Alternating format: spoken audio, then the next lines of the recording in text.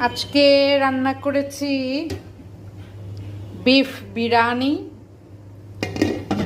আর হচ্ছে এই যে চিংড়ি মাছ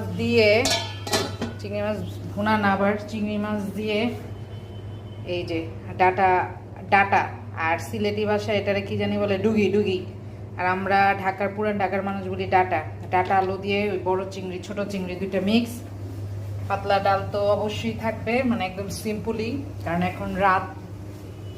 বিরিয়ানি, আর বিরিয়ানি রান্নার কারণ হচ্ছে মন আশেপাশে পোলাওয়ের গ্রান পাচ্ছে আর মোহ খেতে পারছে না, তো ভাবলাম রাত্রে ওদের জন্য বিরিয়ানি রান্না করে দিই। আর একটু বাড়িয়েই রান্না করেছি, ওরা কালকেও খেতে পারবে।